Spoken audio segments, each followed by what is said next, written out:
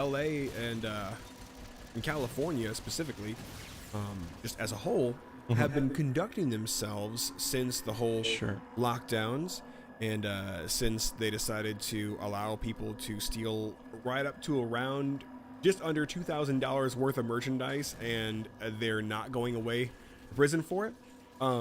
Seeing trains being emptied out there and then in Chicago with that wretched human, Mayor Lightfoot, just essentially holding the reins of the city.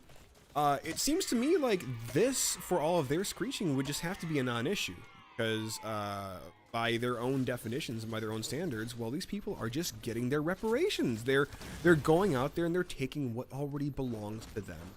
It's clearly stolen. Oh my gosh.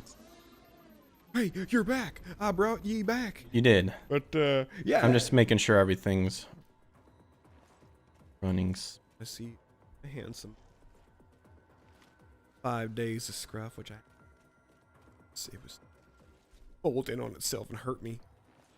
Hopefully this didn't get split into two. It's being weird. I think we're good. But If not, I'll also makes my editing easier, I suppose. there you go, little victories. But while I'm on the topic of California, I don't know if you saw this. We were talking about it last week with how many people have been fleeing the states of California and New York, and it's been, I think, over 250,000 in California, over 300,000 in New York, and Texas has grown over 300,000 new citizens. Well, it's so bad in California right now that U-Haul literally ran out of trucks due to the enormity of the number of people that are fleeing the state. It's totally bananas, and you have people over in Cali now that are in talks of literally doubling people's taxes there. Actually, have to use the restroom real quick. I'll be right back. No problem there, Gimp. I will soldier forth. Well, hey, now would be a great time to hear from our sponsors. Haterade. Take it in small sips, because drinking the whole darn jug, well, it could just put you in a volatile state that makes you do something you're going to regret. That's why they have cooling off periods when somebody wants to purchase a pistol. Not in Texas, though. If you show up with your valid driver's license and you're of sound body and sound mind and don't have a besmirched name, i.e. having a felony on your record, well, you can go and get your tool of destruction or tool of clay pigeon shooting, whatever floats your boat. But if you guys would, smash that like button, smash that subscribe button. We are here for you lot on Fridays. I know today is a Saturday.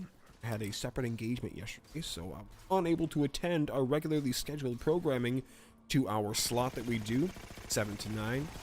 We'd appreciate a share. Any social media platform that you feel so inclined to do. We also love the engagement on here, so feel free to fire off with any comments that you might have. We will do our best to get to each and every one of them. I can only imagine the horror that is being wrought in Greg's bathroom right now. Say a prayer for him. Maybe light a candle if you happen to have a bathtub cut in half out in your yard. Got a little Virgin Mary either sitting in or next to it. Know that she can't hear your prayers, but God can. So maybe say a quick one for Greg, and also Greg, and pour one out for. We should also pour one out for Harambe, because he took a shot for us, and we should take a shot for him.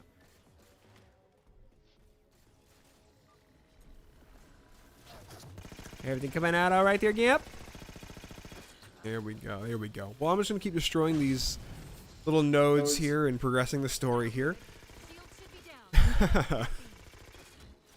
But we hope that you guys have been having a great week.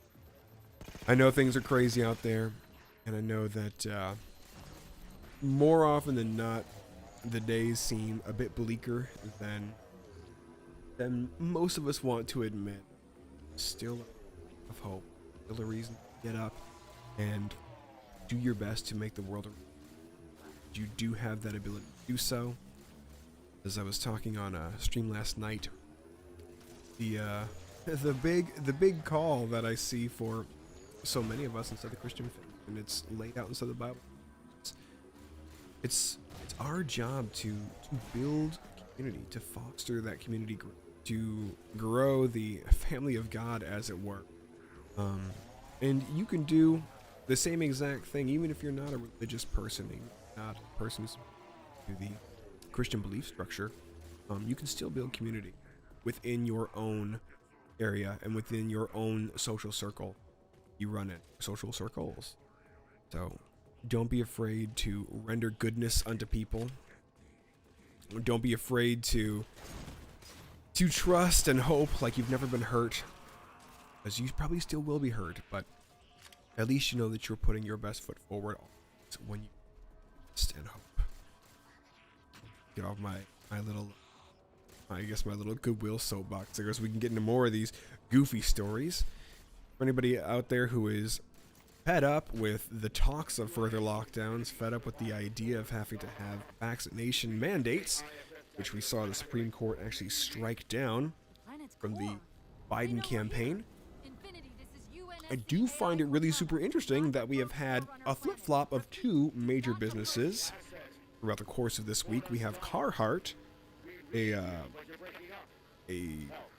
outfitter company, if you will. Typically, we'll see them in stores like Farm and Fleet. If you're up north, you might see them in places like Menards or Lowe's. If they end up carrying a specific clothing line, usually it's coveralls or overalls or some kind of work attire that is just made to last. Well, Carhartt is mandating for all their employees that they must get vaccinated. Mm-hmm. And Starbucks did away with their mandate for their employees. Just for the record, the demon is dead. I sentence him deep into the pits of the Abuso, and he will never be coming back. So all the fight has been won. Long live the king, the Alpha and the Omega, beginning and the end. Thank you for your power. Well, I'm glad it all worked out. I'm glad you done did it. But yeah, I knew exactly what you were talking about when you were talking about like clothing material. I'm like, oh, he's probably talking about Carhartts because I saw how retarded that was. Yep, and what's really super interesting is if you think about it now, Great Britain, a country that in various areas is run by Sharia law, is actually more free now than the United States. Because they got rid of the mask mandates, right? Boris Johnson is lifting everything, or has lifted everything.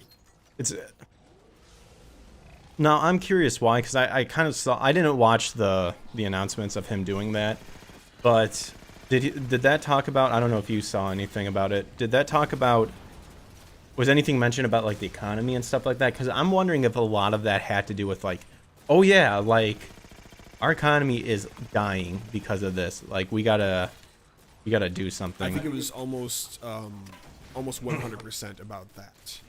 Okay.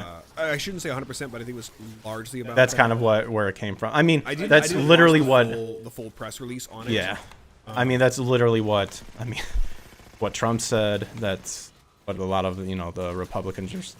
Yeah, it seems like the general consensus is that hey, we're not only are people inside a mental state that is just completely out of the norm, or what you could really constitute people being able to say I'm of sound body and mind, and not only that, but our entire economy is completely going up in flames, and we're not going to have much of a country to watch over and protect if we don't get this sorted out. And I can't remember what it was, because you usually bring like the politics and like the stuff that's going around on our discussion, and I'm trying to bring like the entertainment side of stuff to it. I can't remember what it is. Well, you haven't given me much of a clue, so I guess I can't remember what it is either. My mind is in between thoughts right now, so I'm desperately trying to remember what I saw. It was something where now it was like a headline I saw where, you know how the whole, well, I say it's a joke, but not really, is how like the CCP is having like handed a bunch of everything and stuff. I can't remember what it was, but I want to say I thought I saw a headline about how Democrats are now saying it's like the Russians. Oh my God. Or something like that. And I just immediately thought like, so now we're switching it to it's the Russians' fault for stuff? Like, dude, it's they have run out of cheap toys pretty much to make, and so it's that death rattle. It's the het fox backed in a corner, now just lashing out violently. Well, Fox has like 1 million vocal noises, so It who doesn't knows when surprise they'll- us that they when they'll still be haven't dying run out soon. of theirs. But so that was Mhm. an interesting and I'd say the Carhartt awesome thing. win for Oh. the UK. Mhm. Waiting for the United States to catch up, fall in that same line. Well, here, let me fill you in on something that's a doozy All right, that I all right. loved. Okay, so get this. All right. So there was an article that came out on how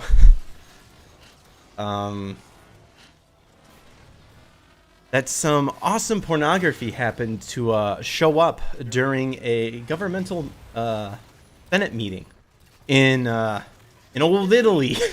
What? Okay, so pretty much the gist is like some senates from the Italian government came together to have a meeting, and it was being streamed on Zoom, and someone joined the stream and did a screen share and showed some Tifa Lockhart pornography just getting banged. Oh no. So according to this, Oh my gosh, no. so the online meeting was live streamed live on Facebook, and apparently the Senato della Repubblica TV channel, and that's Gosh. and it's broadcasting like live feeds to like bunches of people from the Italian government. No. So Gosh. Sean the Porcupine says, bruh, I know, right? This is gonna be good.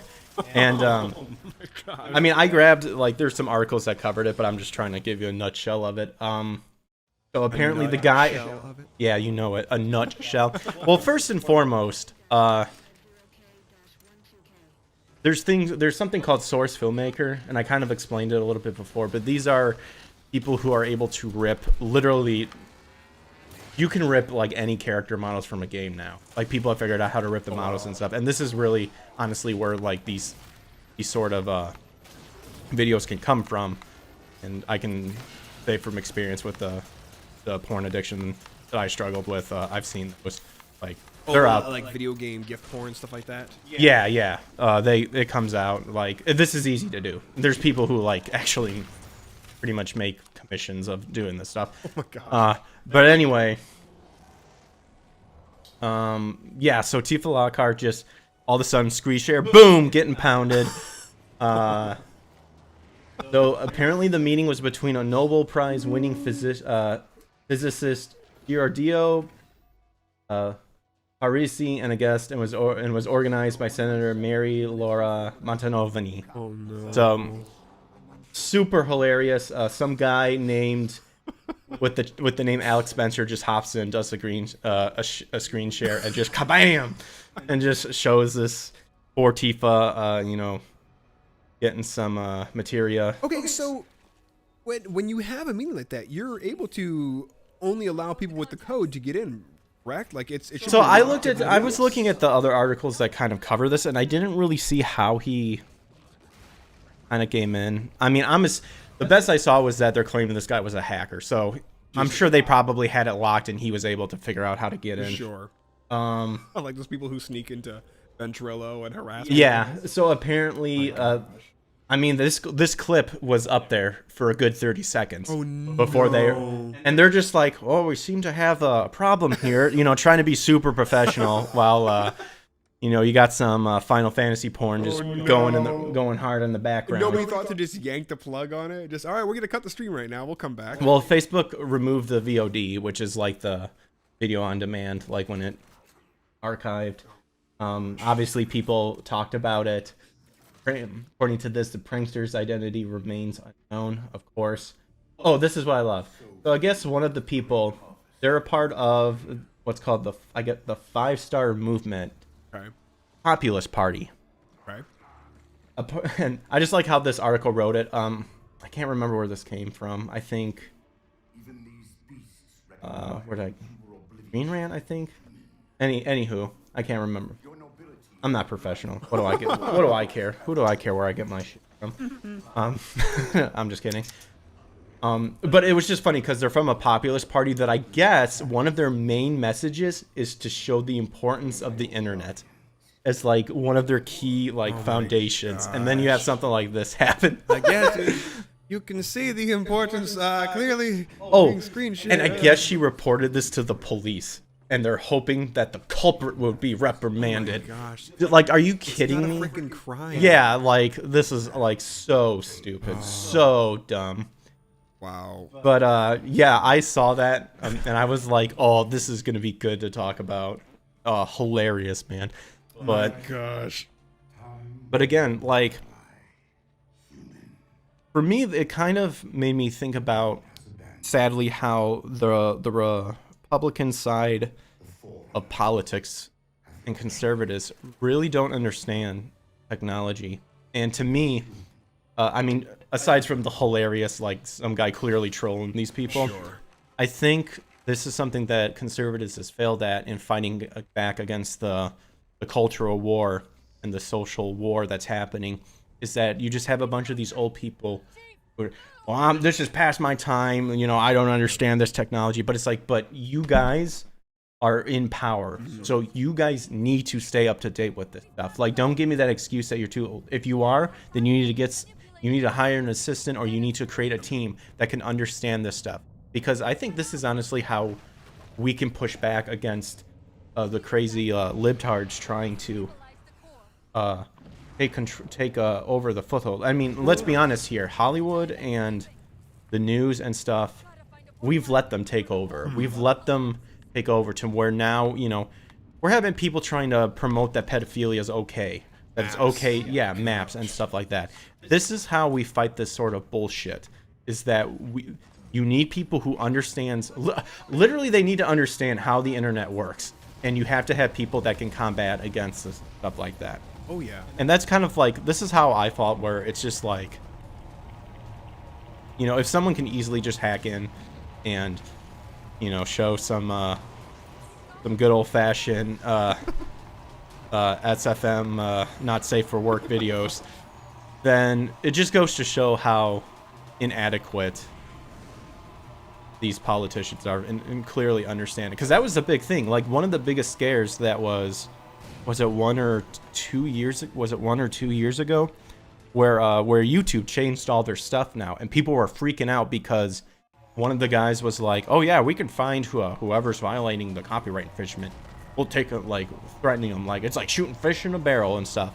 And it's like, this is what happens when we don't have people who can represent technology and truly understand. Well, you saw that play out when they were talking to Zuckerberg when he was, you know, before the DOJ, and he's having to explain very rudimentary level things to them with regards to how Facebook works, how the acquisition of third-party data does, and it was like clear as mud to them. They had no idea what the heck he was talking about. And that really sucks because, like you said, you need to be kept abreast of what actually is happening in the technosphere, because technology is advancing by such leaps and bounds faster than it ever has. And if you can't keep up with it, then you can't hope to regulate it, and you definitely can't hope to be able to make any kind of decent proposals or decent kind of litigation concerning it, because you won't know the first thing about it.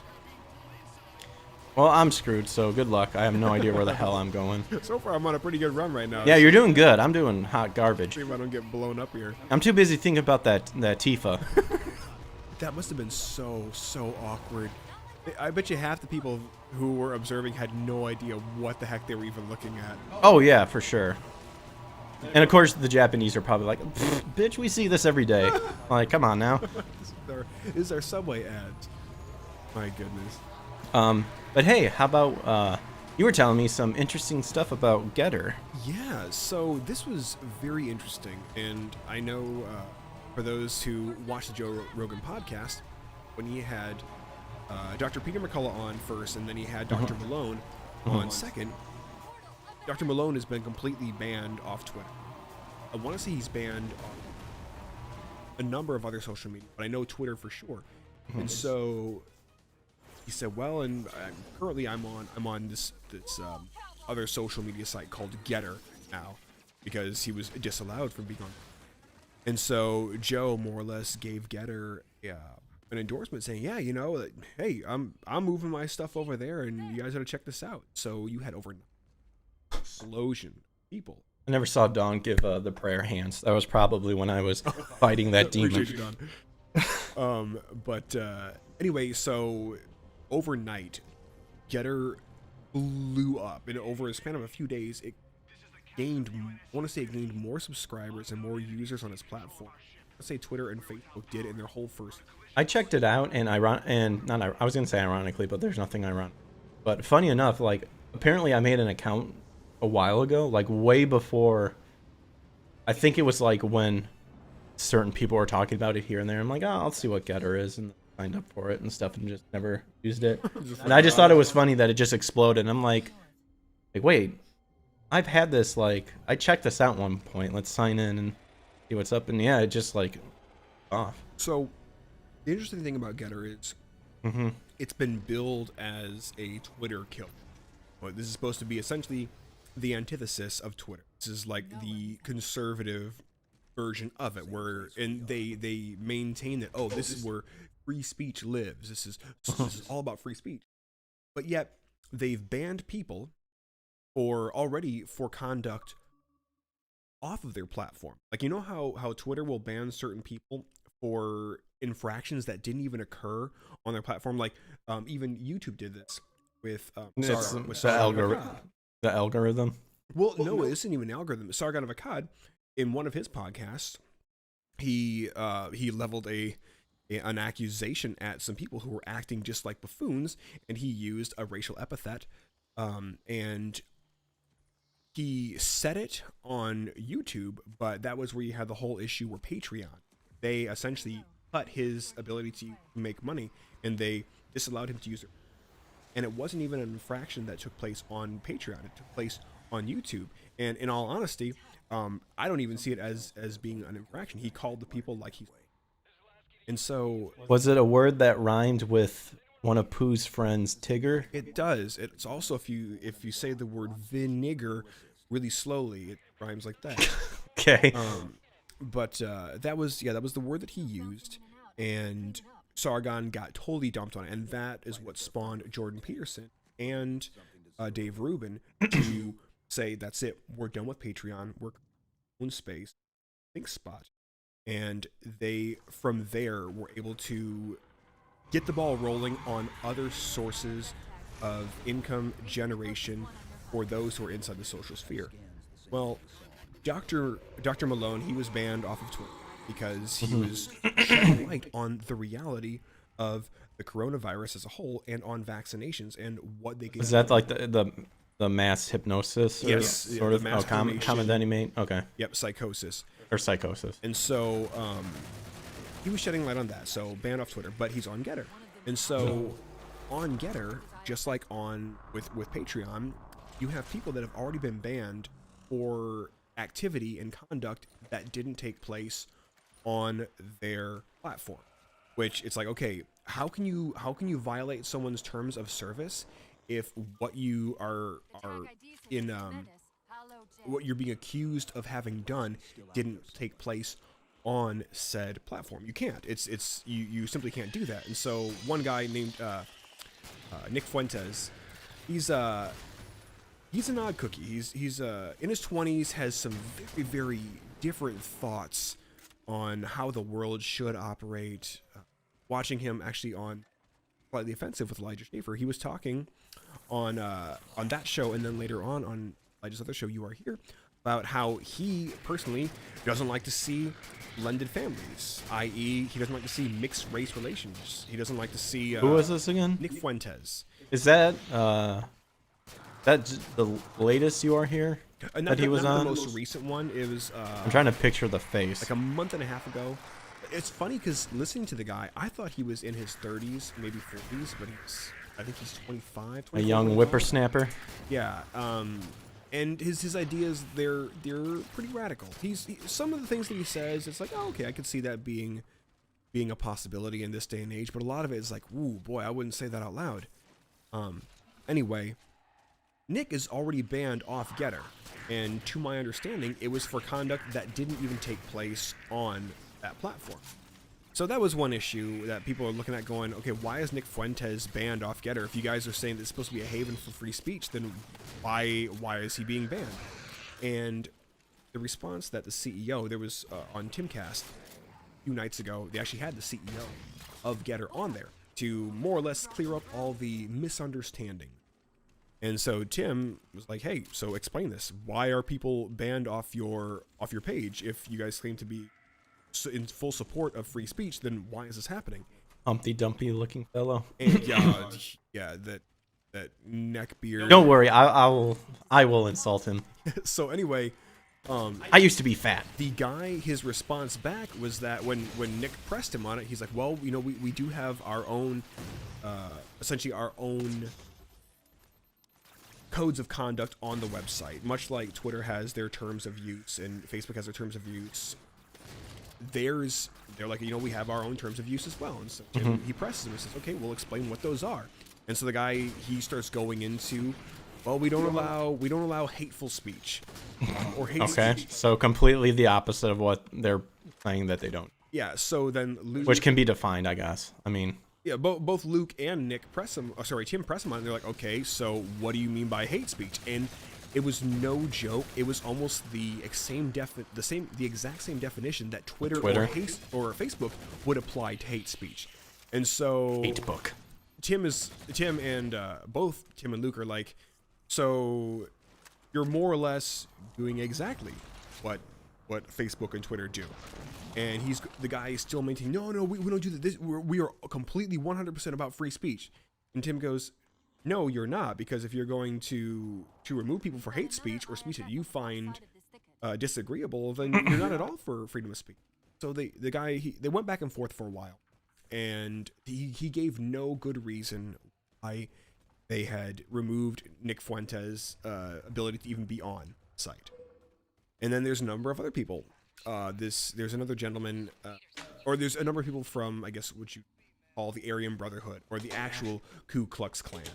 And I guess I don't know if it's their nickname for members of that wretched club, but they're called Groypers. And what? They're What are they called Groypers, I guess. Groypers, like just a fancy way of saying gropers? Groyper. I don't know if it's a fancy way of saying gropers, but Groypers. Sounds fucking retarded is what it sounds like. So anyway, so on Getter, they won't allow any, I guess, hateful, what's the word? Hateful organization to be on there. One that is based or built around a racial system. And so he more or less says, okay, if you're not letting the Groypers on, then why would you have to disallow then people who are from the Nation of Islam? Because we know that they're waging jihad against people, and we know that they are definitely for ethnic cleansing of a sort when you get down to the actual bylaws of their own religion. And so he kind of hems and haws, and he's like, yeah, we'd have to. Oh man, we'd have to, approach it, and I don't really have all the answers right now. I wish I had a better answer for you. Don't have all the. You're the CEO, right? Or no? Is he the creator? I want to say he's the CEO. Anyway, you got that is part of being a CEO, is to have the answers like ready to be like spew it. Like that should almost be a script. Yeah, a lot of hemming and hawing, but suffice it to say, and people were going on to the site, and they're like, okay, if this is a site that is supposed to be the bastion of free speech, then I'm going to see what racial slurs I can actually say on this speech and see if I'm going to get flagged for it. Testing them waters. Yep. So you had people going on there, and they were punching out some hard R's, and they were nice. tagging on whatever else that they could come up with, and getting flagged and banned almost for it. Bunt. Yeah. So you have that going on there, and it's like, okay, well, this clearly, this is a speech that you can disagree with, and it is definitely disagreeable speech, especially when you're bemoaning somebody's race and you're calling them by a slur that has brought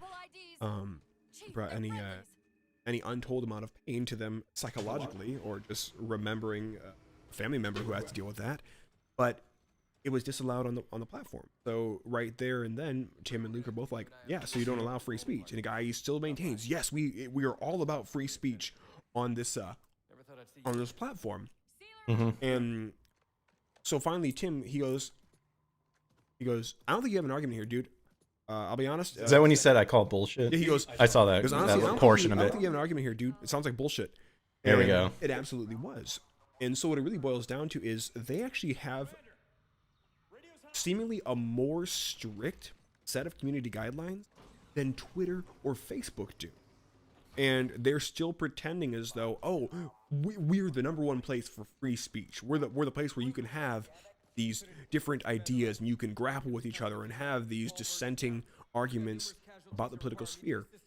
And Tim and Luke are both kind of looking at each other like, doubt. no. And then Ian actually jumped in on him too. And I'm like, wow, this is awesome. Like, Ian, he took that guy to task. And I'm like, based, Ian, welcome to the conversation here.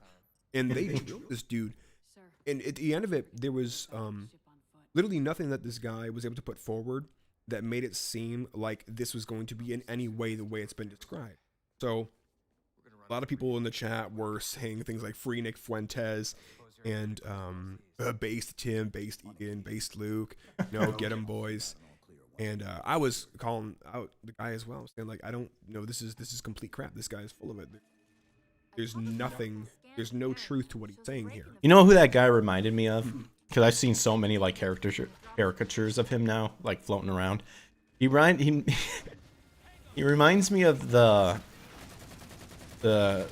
shrink in Office Space that hypnotizes the guy, and he's just slowly sweating like, and then he dies. That's what that guy reminded me of. Dude, was he sweating really bad? I didn't see if he was sweating or not. I just pictured, because, dude, that guy is like, Humpty Dumpty could, sue him for stealing his identity, because that's what that guy reminded me of. He actually reminded me of that fat opera singer in the movie Mr. Deeds who goes, genius, genius, genius. And I've never seen Mr. Deeds. Oh, man. Man. That's crazy in how you brought that up, because I literally watched the clip of when the butler like whaps his foot with the poker and like stomps on it and stuff. So that's funny on how you brought that up when I was watching a scene of it. Rule of threes is going to pop back up at least one more time in this conversation. Yeah. Actually, Kylie sent me a definition of groiper. So here's what a groiper is. Okay. There's a cute little Pepe there. Dude, that's an awesome Pepe. So it says groipers, sometimes called the Groiper Army, are a group of white nationalists and far-right activists, provocateurs, and internet trolls who are notable for their attempts to introduce far-right politics into mainstream conservatism in the United States. Their participation in the 2021 United States Capitol attack and the protests leading up to that, and their extremist views.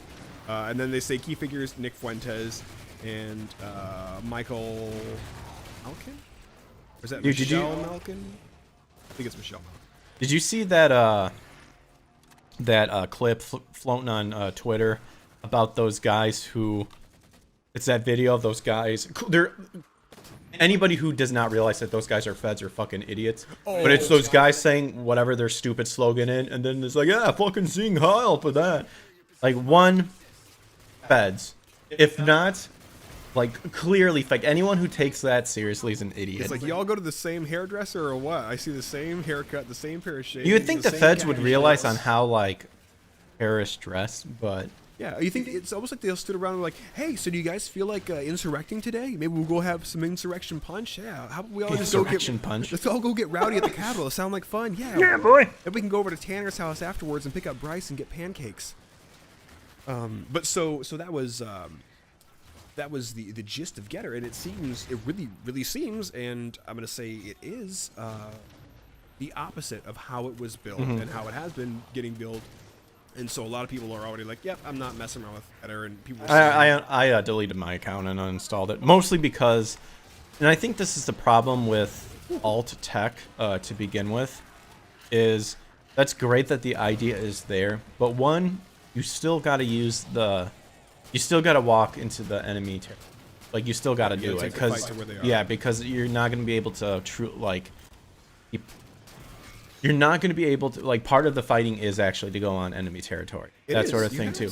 The other thing I feel that again, what the old school conservatives need to do is they need to get on board with this idea of supporting companies that are literally trying to counter the leftist infestation on the MSMs and big tech and stuff like that.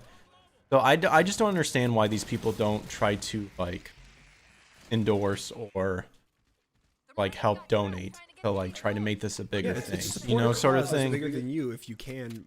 And Well, I know why some of them do, is because they're rhinos and yeah, all in bed with each other, so that's part of the reason. And so this was interesting because you look at their business model. It's like you guys, you're doing the exact same thing that all these other social media giants are. Only you're telling us, hey, don't believe your lion eyes right now, and the guy still kept maintaining, no, this is the #1 place for free speech. So I want to say it was the following day they had the creator of Gab. Gab.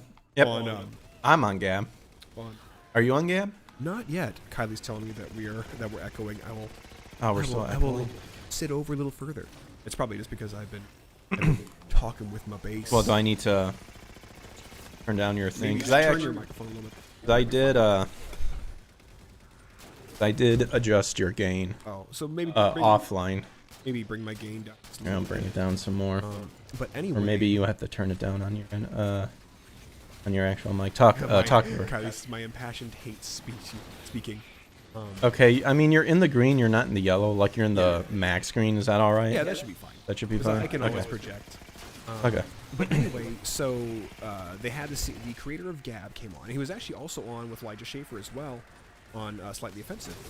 And it was a really, really refreshing talk to hear him on Elijah Schaefer, because Elijah, he's like, okay, so he talks about Getter, and Elijah was really the one that I saw that was really getting down and holding Getter's feet to the fire with regards to, hey, if you guys claim to be for free speech, then why am I seeing all these people that are disallowed on your platform? Mm-hmm. And so he's talking to the creator of Gab, and the guy's like, dude, he goes, I'm not making this. I didn't make this to try and get rich here. I'm literally a guy in his basement. You know, I have a family. I have kids. I live out in the woods. He goes, I'm in my basement right now. Like, or I was in my basement when I made this thing.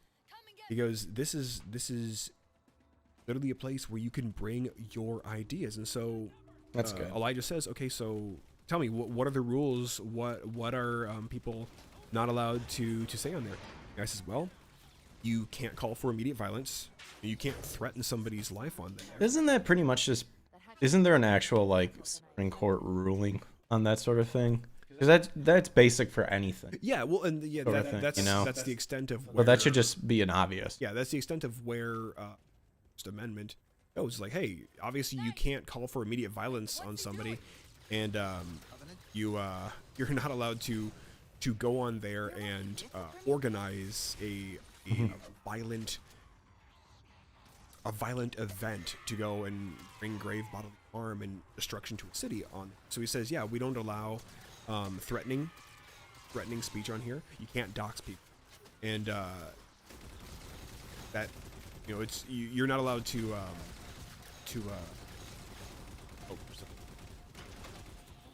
what did I say? No immediate calls to violence, no threatening gathering people's lives, and no doxing, and no trying to organize a violent event, like no trying to organize a riot on here. But that was largely all that's disallowed. And so he says, yeah, that's it. And so Elijah goes, okay, so what if people got on here and start dropping hard R's? And he's like, yeah, there are people on here saying all kinds of crazy stuff. He says that, you know, there's people on this platform that say terrible things about me, and they're still on here because this is a place for free speech. He goes, I may not like it. Yeah, I don't like it, but I'm not going to stop somebody from being able to have their free speech. He says they can get on here and they can complain about whatever. He says, and they do. They get on here and they say the craziest things, terrible things, but they're allowed to do that because that is the nature of free speech.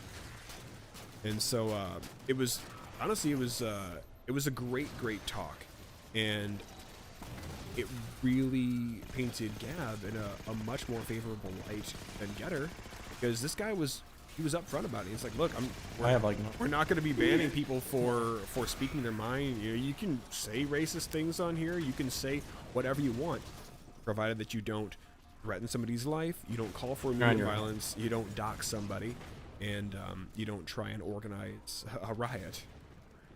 He says, what about groups getting on there? Like, say, you have like the Aryan, I'm paraphrasing here, but say you have the Aryan Nation. They're like, hey, any other Groypers on here? Where's my Groypers at? He's like, can somebody do that? Like, yeah, they can. Okay.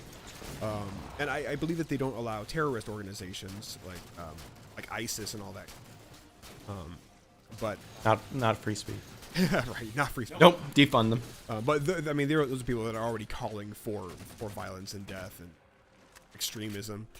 Well, I think there's something to behold when people will stand up for not the violence and death stuff, but for hey, as long as you don't do this or but hopefully it sounds like, and that's one of the things that with YouTube and stuff like that is they've created algorithms to handle that sort of thing, and the algorithms don't know, like, can't analyze. It's like, well, is this a false claim or stuff like that? But it sounds like this guy hopefully will, like, there will be like actual people where if there's any reporting and stuff, it's like, okay, let's actually look into this and make sure that what they're saying is true and not a bunch of garbage. Well, and he actually talked about moderating on the platform. And he said, he goes, look, he's like, I don't want to have to sit here and essentially be everybody's mom looking over their shoulder. He says, we have our, a group of people that do moderate what is said on here and, make sure that it's in keeping with our stated ethics and our stated allowed and disallowed areas of conduct. He says, but largely it's the community that does it. I think he said it's over 90% community moderated. Over 9,000.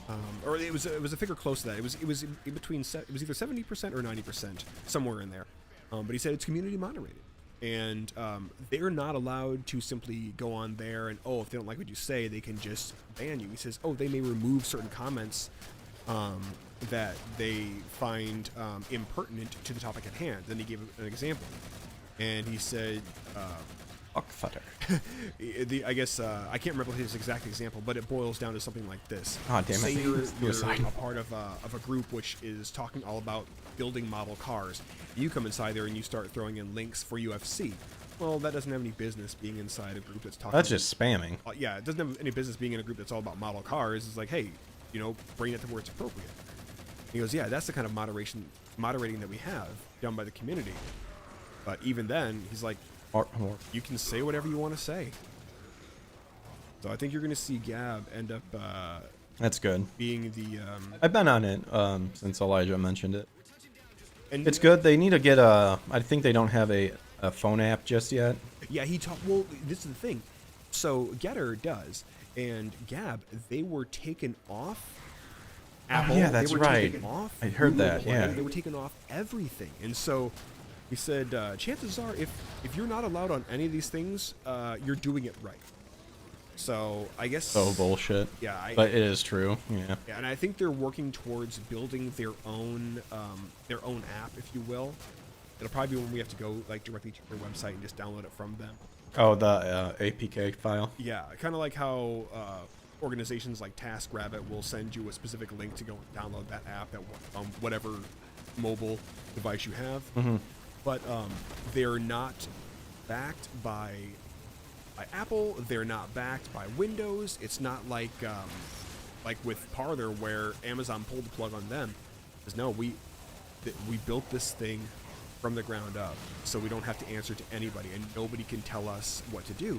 And so Elijah, he was asking him more questions just on the nature of what inspired him and where the idea came from. And so he said, look, for me, this is about legacy. He says, I'm not trying to get rich on this thing.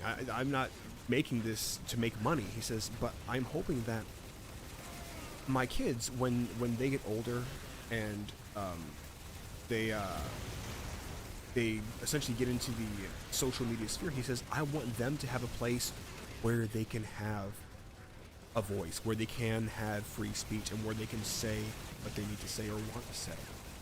And I think that's a beautiful way of, or a beautiful motivation for creating said platform. Very nice. Speaking, since you mentioned, I believe you mentioned Microsoft. Mention Microsoft? In there? I mentioned What did you mention? Windows, but yeah. Windows, yes. You mentioned something that's associated with Microsoft, which I thought was an excellent segue into something that I found Hit me. that you have heard because we talked about a little bit before the show came about. But yes, Microsoft has bought out Activision Blizzard. Heard that. Wow. Yes. So, I mean, Call of Duty, World at War, purchased now by Microsoft. I guess, according to Wall Street Journal, they bought it for $68.7 billion. My goodness. For some, oh, okay. Yeah, this other note I had said 70 billion, but it's 68.7. They just were very nice and rounded it up. Holy cow. I mean, that just goes to show to open. And I grew up with a Sony PlayStation, so, and I wouldn't say I'm a Sony fanboy or anything like that. In fact, I'm honestly just not a fanboy of any of the consoles. But I would say, yeah, play what you like. But a lot of my games are PlayStation 3, 4, sort of stuff. And huge game-changing move, obviously, done by Microsoft. And honestly, I think Sony has been slacking on a lot of stuff. You still can't find, like, it's really hard to get PS5 still. There's been censorship in Sony as well. I mean, for lack of better terms, if you get a game that's for the Xbox that involves, for lack of better terms, boob jiggling physics, Sony actually has stated that they do censor that, which is weird. What, you just a hard set of titties, just like that? Yeah, they've toned down like they've stated that they've censored like kind of stuff like that sort of thing. Like, you know, your what is it called? That beach volleyball game where it's pretty much yeah, like stuff like that. So stupid. Why even allow people to create games for your platform? Yeah. So did it really? That's supposed to happen? What? That it takes the ghost with me? I guess. All right. Well, okay. But you have such a big move, and Sony has just been dropping the ball so many times on doing that. And that ties into something else that at this point, like, I haven't really seen Sony respond to this big move, per se.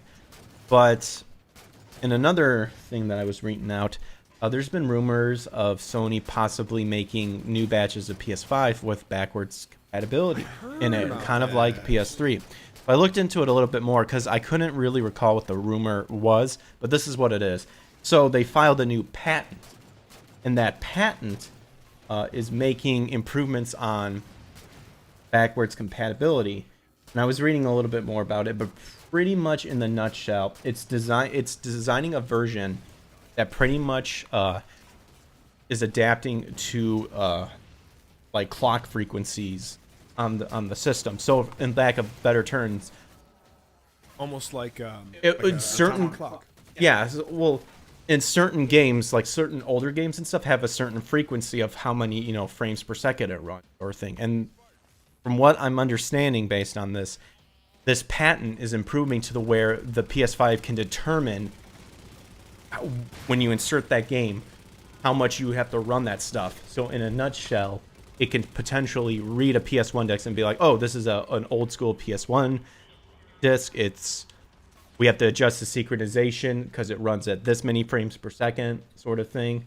Kind of what I'm getting. And that's where a lot of people are theorizing, like Sony's building up to do backwards compatibility. Now, if I'm understanding that correctly, and hopefully I'm not, let's see. Because according to this, I have running the application at the standard clock frequency includes synchronizing operations of a processor of the current version of the system with a standard clock frequency, designed for a different version of the system characterized by a different standard clock frequency. Okay, this is, yeah, it just keeps talking about clock frequency. So I'm kind of, so it sounds to me like it's getting to the point where they can synchronize it to what game they're putting in, and that can allow it to be able to be backwards compatible in certain games Like That's older cool. games run on certain clock frequency, apparently, according to what this is. Gotcha. Hop on that gun. Oh yeah. So it seems to me that it's designed to be able to recognize what era the game is from. Yeah, exactly. And then adjust its, Adjust it accordingly. And some people are saying like, well, this isn't anything new. It's like, well, yeah, if they've been working on this patent, then yes, but I mean, it can be a game changer if that clock frequency allows you to play your old school games. Like huge game changer. instead of having to just emulate them. Yeah. And at this point, I honestly think Sony needs to come out and say something like, be more like specific about this patent and really, for lack of better terms, confirm if this rumor is true where this can allow us to play backwards compatible games.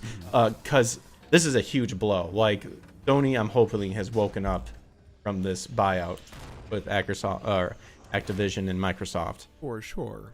Well, because like they're because for a while there you had essentially Sony had their hand in every game system that had a Blu-ray player inside of it because they're the ones who pioneered it. So yeah, they had a hand in Xbox, as it were.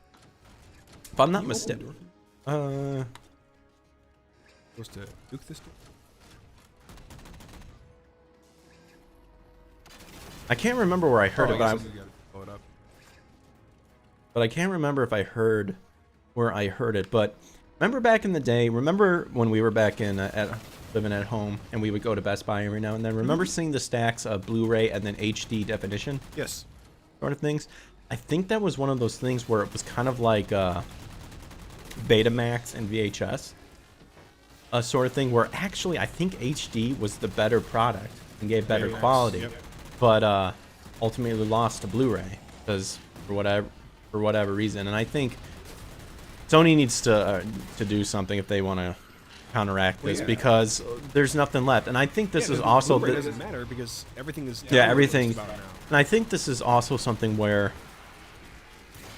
if they do confirm the backwards compatibility, that can really show the gaming world how people feel about digital content and whatnot. Because if people go gung-ho about like, yeah, I can play my my old school games and whatnot, that means something, but but the way the gaming industry is going is they want everything digital. They want game subscription. They want this. They obviously, the old That way you cliche. don't own anything. Yeah, the old cliche of, well, they just want more money. And I think if it goes, okay, if you want more money, then you need to bank on those people who still collect physical copies, who still do that.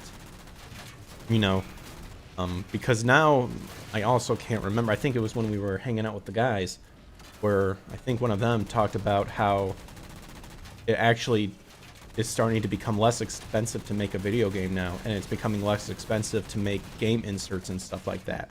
Oh yeah. And if Sony can take the reins and maybe listen to what people are saying, to where it's like, hey, we want those old school, we want to be able to play our old school game, and we want to be able to we want to have those classic instruction manuals, cases, and stuff like that. I think that could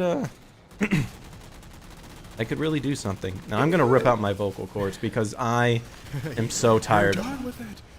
I'm so tired of the Kraken. That would really be that would be awesome to see them do. And I know that with the Nintendo Switch that they had, you could download essentially the entire, or you play the entire old Nintendo and then Super Nintendo library. Yep, Nintendo client, yeah. And I think that would be really cool to see. But the catch is you have to have a membership. Subscription, yeah. A subscription, yeah, which I'd like to see people be able to just say it's like, hey, here's a pack. It costs you $50. Here's the entire first PlayStation's worth of games. Have it, or you pay an extra 50 and here's PS2 or PS3. Like, make it a purchasable thing that you don't have to then have a subscription for. It's yours.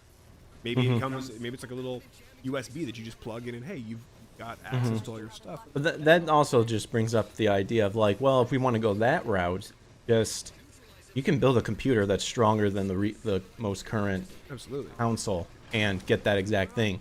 PC is a whole different thing because a lot of the good seller games take forever to come for PC, is because, from what I was told, piracy and stuff, which people hack it be able to allow you to play it. And it's like, well, why should we, you know, that, again, it's that fear of piracy where it's like, dude, you guys just have to accept that piracy is going to happen.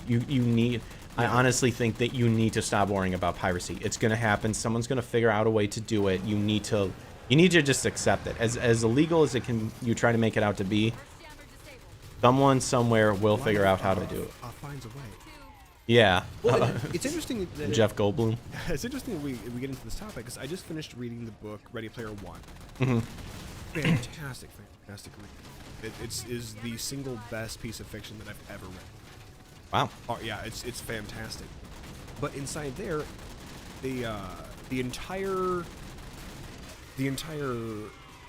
storyline of the game is taking place inside this digital universe called Oasis, and it's kind of like I would imagine what Zuckerberg wishes the metaverse was, where you can go on and have kind of a second life online, and you put on these glasses and these gloves so you can touch and feel what's going on. You can wear a suit that lets you feel every punch, every bullet, every intimate moment between you and another gamer, if you want that.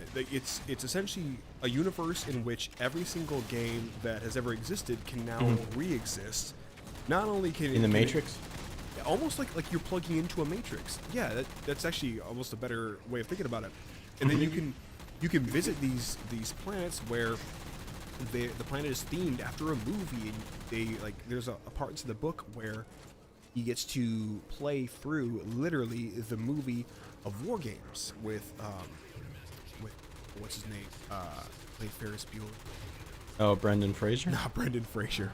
No. Oh wait! Oh my gosh! What am I thinking of? Oh my god! I'm totally missing his name right now. Matthew Broderick. Yes. Oh my gosh! So there's Brendan Fraser. I think it's because I was thinking of Broderick and B. Okay. I think that's literally like that is, and that's a really far stretch, but that's where my mind went apparently. Yeah, real. But anyway, inside the book, there's a moment where he gets to essentially play the role that Matthew Broderick's character had in the movie War Games, and he gets to play through it as though he's Matthew Broderick. He looks just like him inside the rendering. Probably not the best actor to want to. Well, yeah, but it was 80s and nostalgia and whatnot.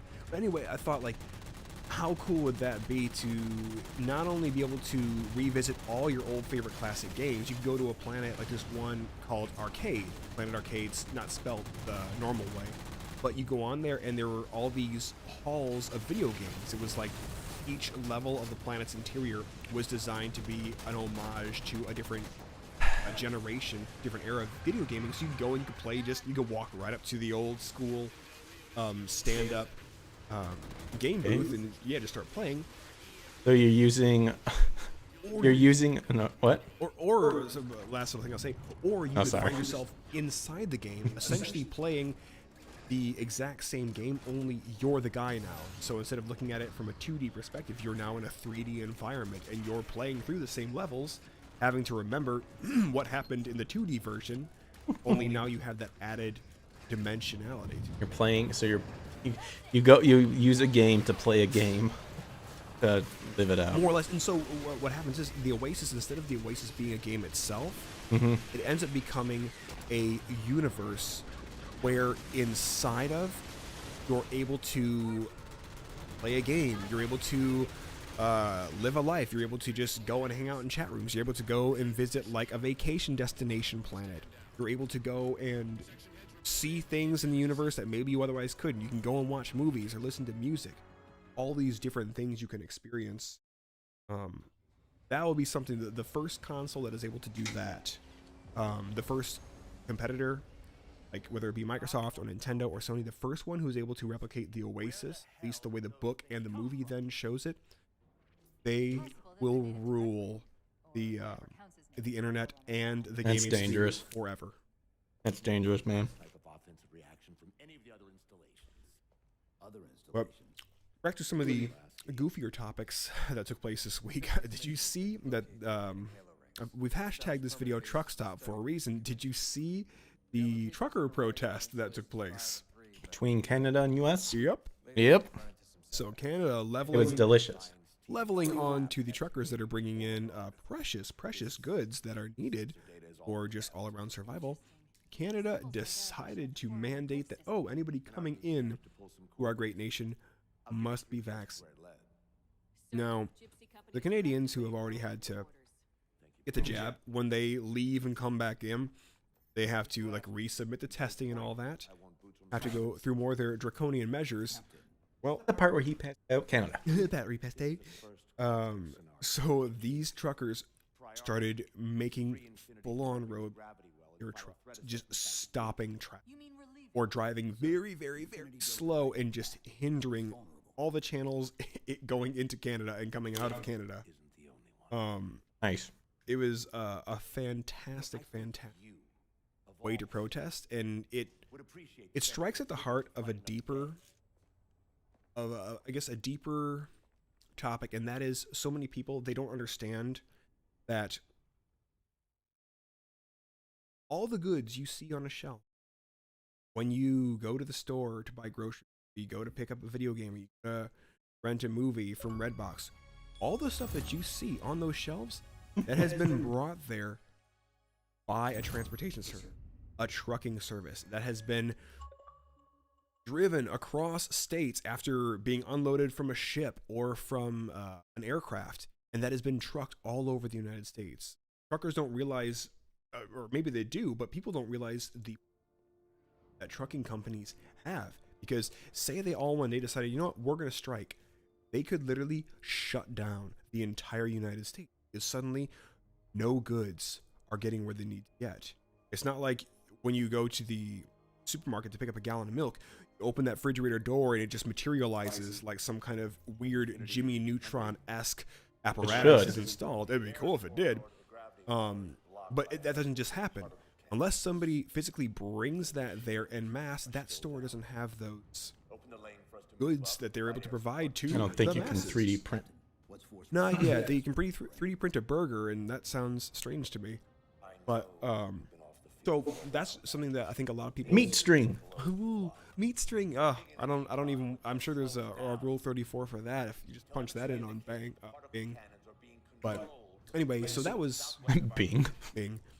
But that was an interesting secondary level to the topic at hand. First started off, they made a protest, and then people were like, "Oh yeah, without truckers, life stops. We don't get what we need unless you're a homesteader and you decided to buy 5,000 seeds worth of butterhead lettuce. Then I guess you can make do with that." But Well, it was I was tickled when I found you were tickled? I was It tickled you right in the gooch? tickled. Yep. Right down there in the old gooch? Yep. Well, one last thing. Well, I guess there's two. And I can't remember if we brought it up, but we'd bring up on how our buddy Nick Ricada with... We didn't? We haven't. All right. So I'm sure some of you fellow viewers migrated from Nick Ricada to check what we would have to say because of Eric's interview, which super grateful that he was able to get you on there so you could explain the story, and for anybody who feels that they want to learn more about, you know, our fight against the bullshit and just want to know what's going on inside our heads the weeks in the week. But yeah, Law and Crime, who are nothing more than a mere site or group that, lack of better terms, can just get a streaming signal of public trials and then stream it onto YouTube publicly, which then other people can take and Share. like 100% fair use.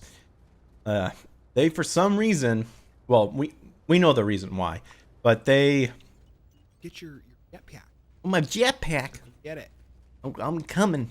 But they felt that they had to go after our buddy Nick for infringement of copyright usage, which not only is like the thought of copyright, like their version of what they think copyright is flat out wrong, but like the fact that Nick legitimately adds commentary to it, like 100% like transforms everything, is hilariously stupid. Like, these guys are fools. Yeah. And for lack of better terms, they're butthurt and they're pussies because Nick's showing of the Kyle Rittenhouse trial and how successful that was, that you were able, that wonderful trial that you got a bunch of Funimation clowns to get butthurt. Yep. They felt the need that they had to combat this for whatever reason, and it's ridiculous.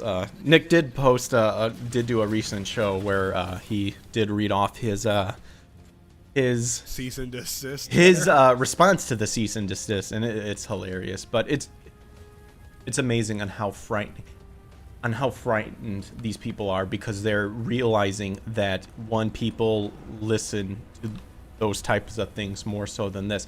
And to be honest, Law and Crime, they're not actually adding anything transformative to their live feeds. Showing it? Yeah, they're just showing it. So what they sent to Nick would actually be applying to them. And of course, his response to the cease and desist pointed that hypocrisy out. It was just super funny. But yeah, but it is one of those things where if these people do actually have some connection, or if they're just quoting Nick, giant pussies, and just flag his account, it just goes to show like how messed up like YouTube and stuff is, and how they run their stuff to where people can file false claims and ruin someone's way of someone's income just because they're salty because they got beat out in ratings.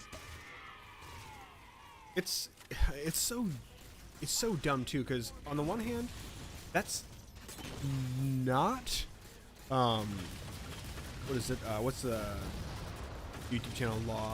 Bricada Law. No, not Bricada. The other one, who's Law and Crime. Yeah, it's not actually Law and Crime's content. They're streaming what is being recorded by, I guess, people who are within the.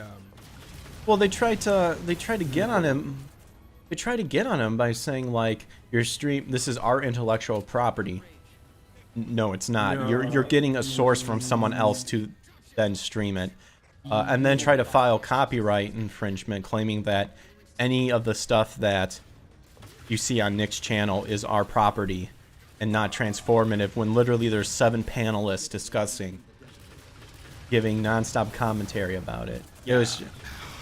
It's pathetic. The hubris of some people. Yeah. It's like, really, what do you get out of this? Because it's going to go badly for you. Like, Nick is a very smart guy.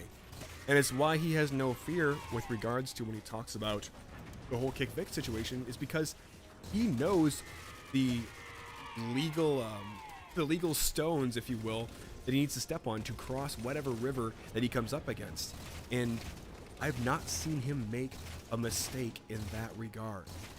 So, well, and I think it's also it's ridiculous in how stupid these people are. And Nick, I watched a lot of the live stream. Like, if he makes a mistake, he'll say, "Hey, I made a mistake," sort of thing. And people just cannot admit when they're wrong. They can't admit that they are just doing this just because they're upset that they got beat out in ratings, or people don't take them seriously, is because, for XYZ. And it's just foolishness. It's like, it's such a clear-cut definition of what copyright and fair use is, and even try to go after them. It's so stupid. Obviously, we're with you, Nick, but like, it's so ridiculous. Like, it shouldn't have even happened, but it's going to happen. And I think it also brings up the reality that if you want to go down with content creation stuff, this is something that you do have to kind of prepare yourself to run into again, but for all the wrong reasons, Yes. Sort of thing. And it is so interesting too that you get people that they get really super butthurt because it really seems like they're most mad you gotta snipe. that they didn't come up with the ideas beforehand, and you end up beating them to the punch, as it were, with a great idea, and people lose their minds over it. Not quite sure why we're stuck. Well, it says we gotta... Oh, wait. No. I got on the thing. Was I supposed to? Oh, I guess we're just... Haha. Wait, what am I... I'm on the ship. Am I not supposed to? No, you're supposed to be on the ship. You're where you're supposed to be. Wait, how did you use the jetpack? Hold your left bumper. That's where you use your equipment. Left bumper. Oh, you probably have it switched because you probably... Oh, no, I'm trying to. I'm literally using the left. I hate everything. Yeah. Everything sucks. I hate it. Telling you, you set your controls for fish stick. That's it. So, the Call of Duty. All right, well then I'm doing that. Yeah, I did see that mess with Nick. Wait, why can't? There you go. You got it. You got it, Gimp. All right, and then that fish stick. Yep, set it for fish stick. Where's just gameplay? Or go for button layout. I would set it for Halo 4. Go to button layout and then move it to you find. There it is. All right, there we go. But and so it's like pull left trigger, use. Yeah, now it works. Okay. Man, I've been playing this game wrong the whole time. I hate it. I hate it here. No, I'm just kidding. Love it here. Alright, Gimp. I live here. But yeah, you know, definitely our support's with you, Nick. Sorry you have to go through that and That's a hassle. fuck that garbage, and you know what to do. Take him to the mattresses. And I guess I will. I guess I'll end my findings of the week that I thought were just hilarious. There's a bunch of good ones that I was wondering what I wanted to talk about. One of them, I mean, I'm not a big comic person, and I don't really have all the detail, but for lack of better terms, a couple weeks ago, I think, they were making Superman's son gay or something like that, and then was really trying to push in that and make it so. Yeah, he made him a big fruit. Long story short, it flopped. Obviously, we saw that coming a mile away, but that's not what I'm talking about. I'll end my findings on this. Good old Demon Slayer. Ooh. We're going into the anime realm here. So Demon Slayer. So apparently, there's been a big old fiasco with some of the mangas greater than comics. Says Anground the Red Angel. Ooh, manga is greater than comics. I'll agree with that just because I've read more manga than comics, but I'm sure there's actually some comics I wouldn't mind reading, but sure. I don't know, just never. Hellraiser, yeah, never went down the comic reading zone. But anyway, so Demon Slayer was kind of getting some heat, of course, by people who ultimately don't care about the show. Oh, yeah, absolutely. But getting some heat because the main character, Nezuko, I guess has a form that ages her up pretty much. And when transformations happen and her normal her normal form, which I guess some people call the smol, S-M-O-L form. Okay. It's like her form that you see a lot of times. Sure. You know, she's younger. She's like, what is it, like she's like 12 or 15? Okay. I think she's or 14. I think she's 12. But when she transforms into, from what I'm reading, Nezuko titties. Yep, we're getting there. That's exactly what it is. When she transforms, she grows pretty much into an adult, meaning features are enhanced. And Yellow Flash pointed out, think about it, when you're transforming into something, clothes that fit perfectly fine on a 12-year-old don't tend to fit really well when you're adult. So, of course, a lot of features get enhanced, mostly boobies, which, you know, we're men. We love them. We're programmed to, because that's how life works. But, of course, you're going to have the haters bring this up. So, a lot of people, some people have been bitching about this on Twitter, good old Twitter, and I took a screen cap of what one of these people talked about. So this is just the nonsense that some people have been saying. Pretty much, I've taught classes of 9 to 12 years old. All right, already creepy.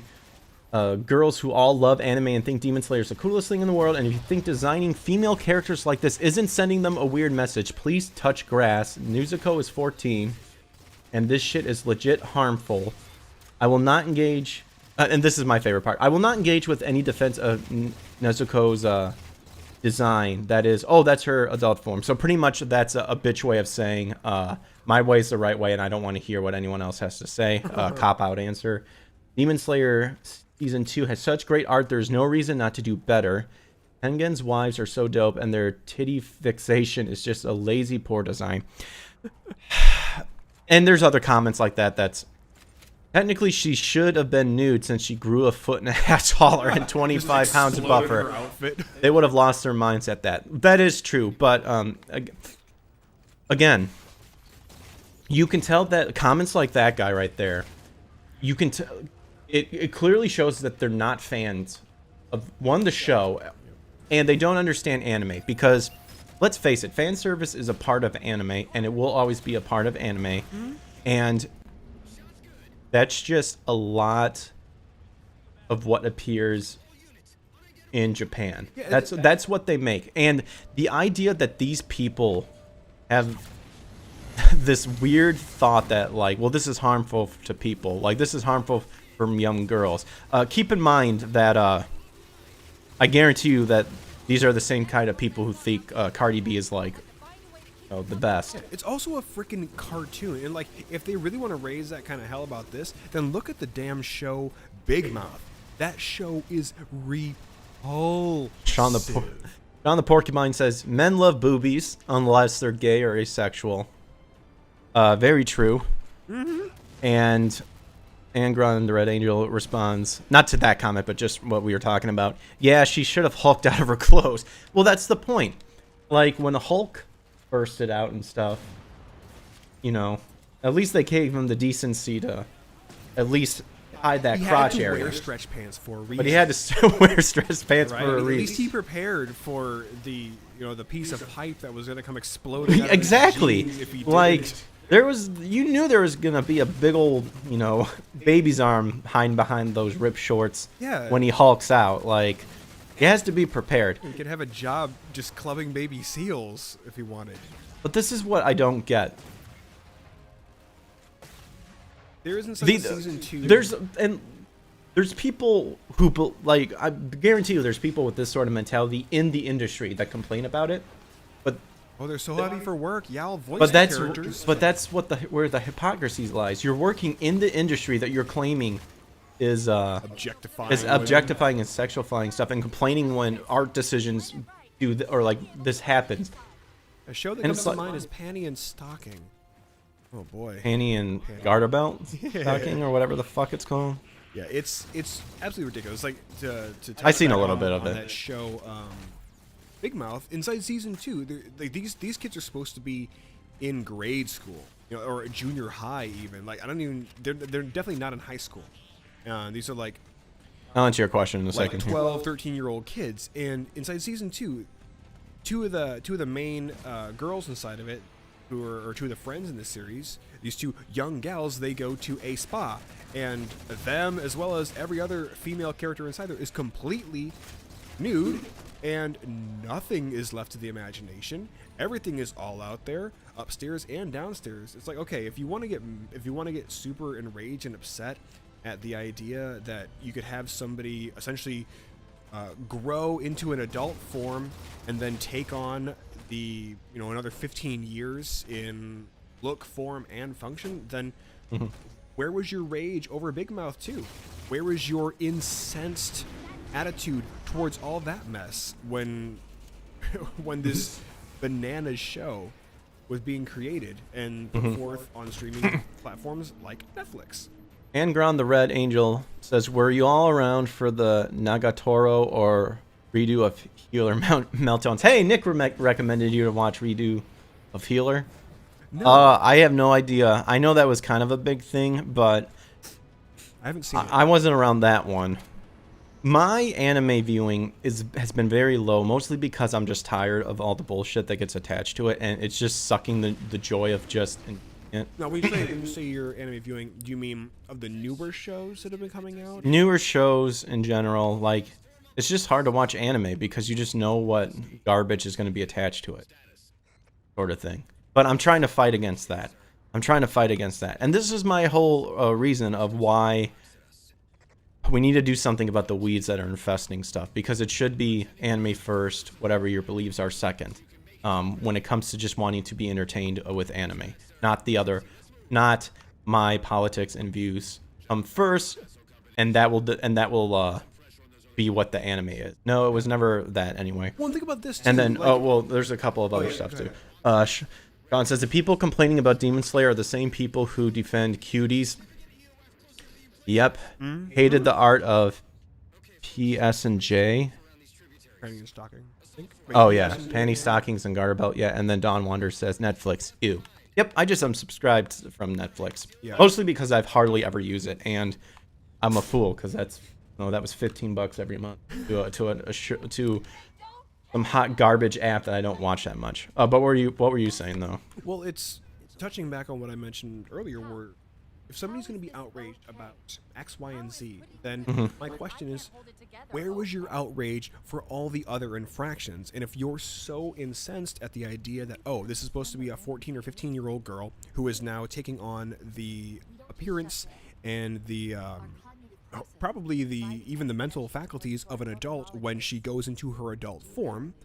Also, correct me if I'm wrong, but is the girl a demon? She's a demon. Okay, yeah. so I don't know the she's story not behind even it. a human, okay? If people are so incensed at that concept, 80s and 90s animes were awesome. oh, dude, 98 was, I think. But that finish your thought because that's what I want to bring up next. Sure. So, if they're so outraged and incensed at that concept, then, given that killing somebody, is the literally the worst thing that you can do to a person, period, then where is all the outrage for all the violence inside anime where people are getting killed left and right, demon, human, creature, or otherwise? Where's all of your hissing and complaining for all of that? Because if you were really such a soldier for being able to say what is and isn't right, and what is and isn't couth, then I would surely expect you to say, yeah, this violence too, I am appalled and outraged. But no, you're complaining about a show called Demon Slayer. Where was for that? The way that it presents ammo? its female characters. I think it's down on either side of the okay. elephant. Yeah, they're complaining about a show called Demon Slayer. Okay, let's ignore the violence and let's just complain about the way these gals are presented. Let's do that. Let's completely miss the topic at hand. So that brings me to why I'm so fervent about we need to pull out the weeds that have infested stuff. Call them out, shame them with truth, with a little trolling involved, because what they are doing is and you brought up, Don, I love watching anime from the 80s and 90s. Yes. That stuff will be wiped out of existence if we don't do something about it, because what they are doing, this is where you're seeing all these remakes, is they're trying to retcon it so that new generations, when they see Cowboy Bebop, their first instinct is to think about the Netflix version and not their original source. Yep. And that's what we need to do to stop this stuff. That's why you're hearing different translations being thrown in there that has nothing to do with the story, because they want people to remember that. They know that little things like that, if they keep getting away doing it, it changes. It's going to affect the new generation. It does. That's why there's this lie of the anime industry to where it seems that they're pushing this idea that like anime is heavily LGBT and transgenderism and all that stuff. Crap. That's not true at all. Nope. That was not the primary focus of anime, and I actually do want to do a research paper on this and stuff to see where anime came from, how it was formed, and what influenced it was not. I'm more than positive it's not any of that crap that they're trying to do, because that is where the gatekeeping comes from. Is they'll complain that we need to be more inclusive, and people who go, yeah, you're right, they fall in, and they'll bring these people in, and then they will gatekeep that person that let them in out. Yep, and then it ruins literally whatever genre of the thing it was that they used to love. Once they decide to side with these maniacs, it destroys it. It pulls back the curtain, it peels that onion, and suddenly you find that gross inner husk, and it's like, wait, but we were all on the same page, I thought, and we were supposed to protect this thing that we both loved. No, We're literally making this fit for a bunch of deranged lunatics who don't understand how to simply enjoy something for the merits for which it was made, which is to enter. Exactly. And Angron, the Red Angel, said a while back when we were talking about stuff, Nagatoro is black because Tannin Westerners don't know what Garyu culture is, and Ridu was because dude gets graped with a silent G for months and gets revenge by graping his grapist. Yeah, that's the one I heard about. Yeah, that's what Ridu of the Healer is. Wait, oh, okay. So Ridu of the Healer is a guy gets sexually assaulted, gets arped hard, and years later finally gets his revenge and tortures them by raping them back, it sounds like. What's the anime called? That's the one that Nick said you should watch, Redo of the Healer. I'm gonna check that out. Because it's kind of like an MMO. If I'm not mistaken, it's an MMO and he's the healer of it. But how he gets how he gets revenge on them has something to do with his healing. It's in kind. Well, like it's a weird different way of doing it. Like he physically abuses them, I think. Like to the point where like torture and stuff like that, if I'm not mistaken, and then he heals them at the end to make sure they don't die, and then just keeps repeating it. Oh man! I think. Don't quote me on that, but I think that's what it is. And then he also says, the Jamie Markey Gamergate line, yep, and her male gaze line from Dragon Maid. Is Dragon? I know there's that one where there's the Gamergate line is the he's like talking to some girl and she's like talking about how she was dressed or something like that. I don't know about the Dragon Maid one. There's one where she mentions something about like the patriarchy and I think that's that one. I don't know if it's the Dragon Maid one, but yeah. Pretend to be more important than you are, because if your looks have gone down the toilet, which clearly, then if your next option is to just start complaining about everything, then I'll tell you what. Save yourself the hassle of trying to further build yourself within the eye of the beholder, and why don't you just hit a gym?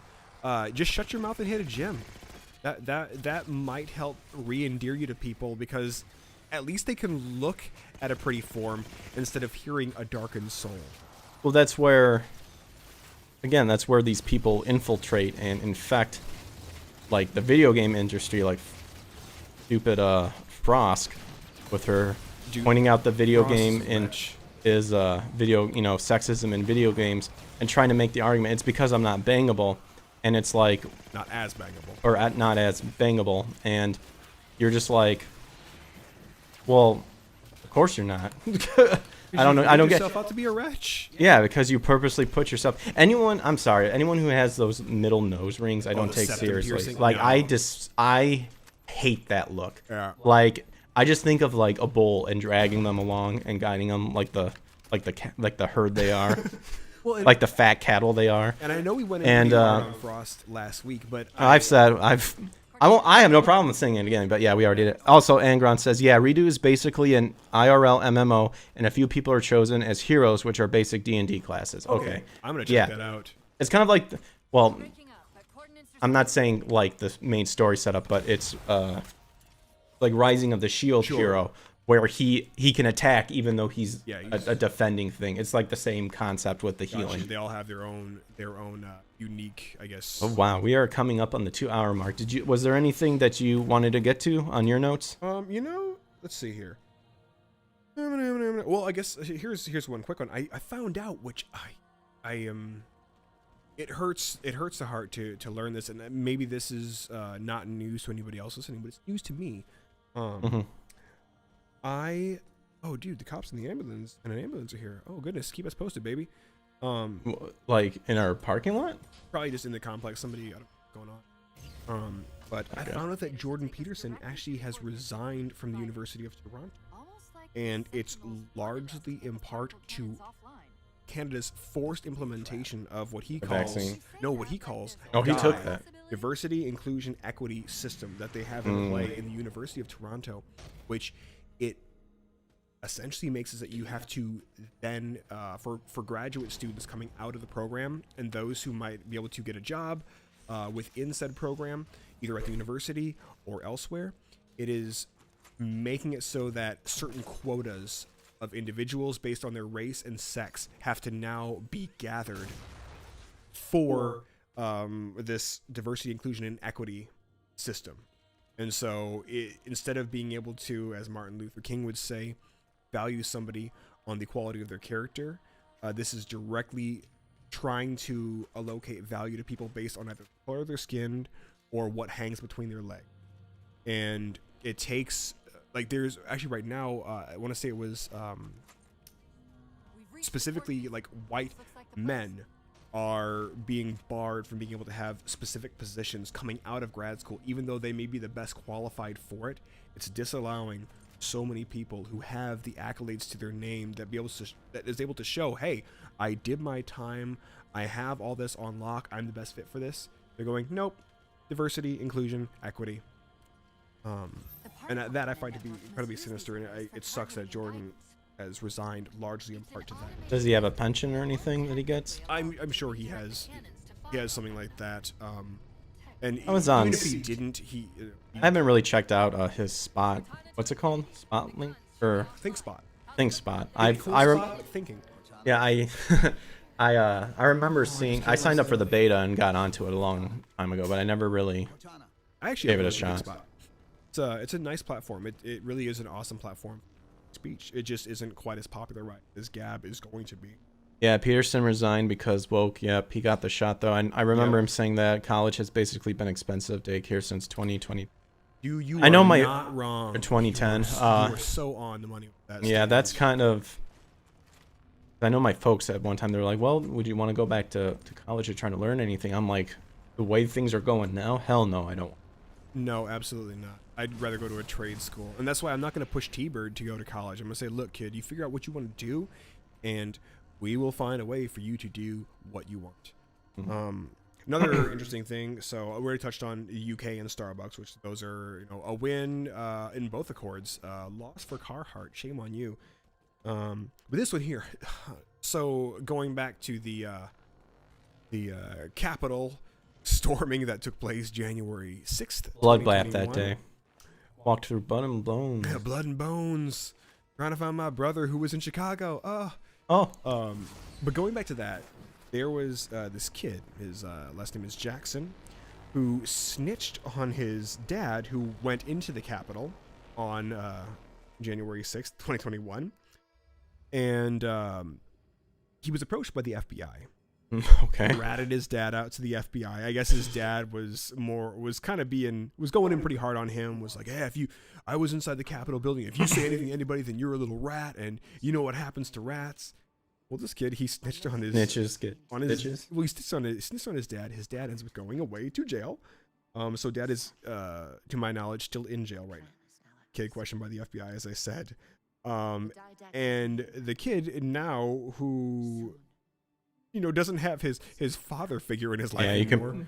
I agree. You can pretty much learn anything online. Because his dad is in jail. He went online and raised $150,000 for himself to help with his schooling that he's going to need and whatever other needs.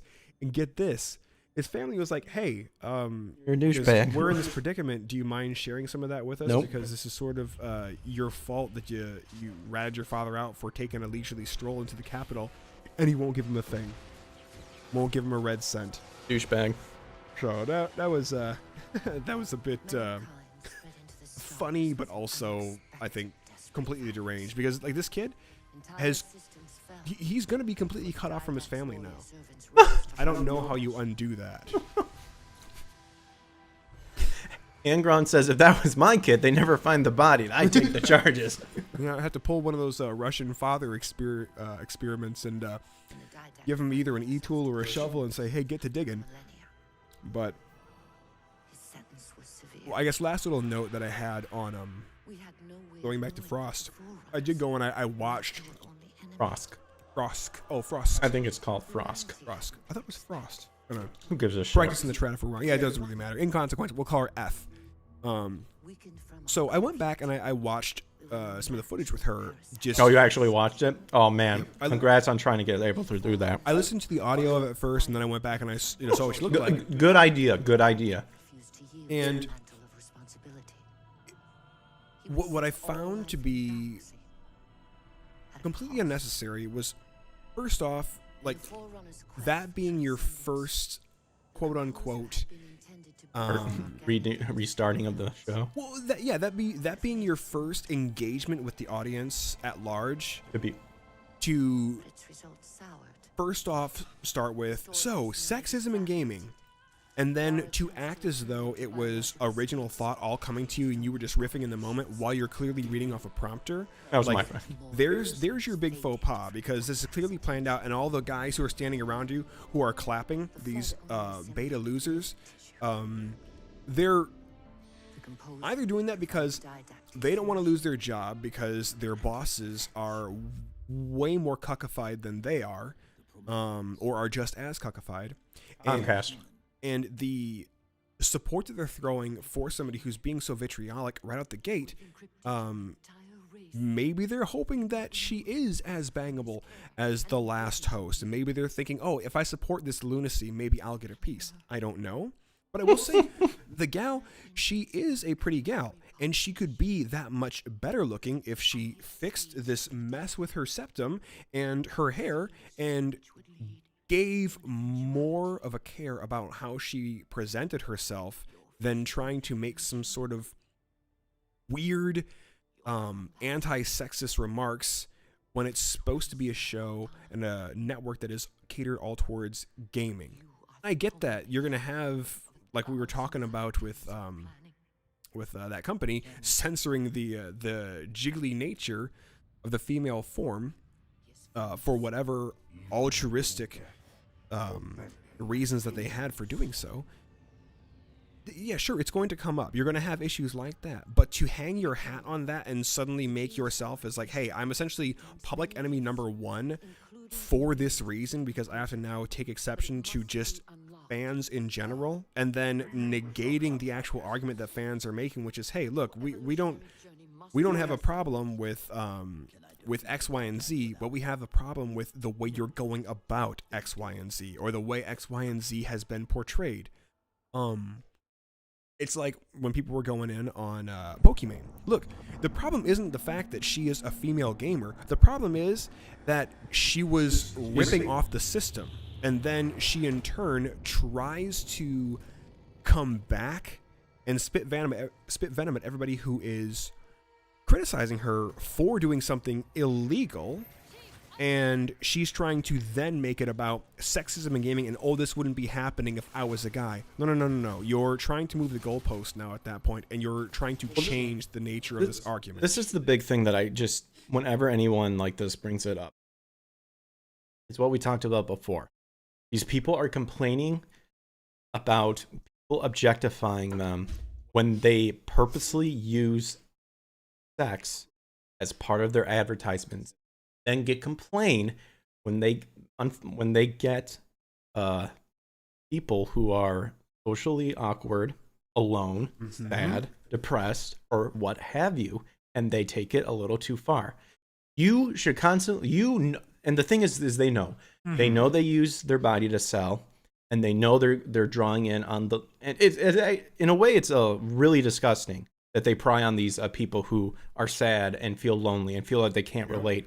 Well, I'll just give my money to this person, because she likes me for who I am. In fact, that's that was part of the struggle that I had when I was addicted to pornography, and still it's it hasn't gone away or anything. Like I've dumbed it down really, really well. It still lingers, you have to but fight. you have to fight for it, and you have to realize that why you get attracted to that is because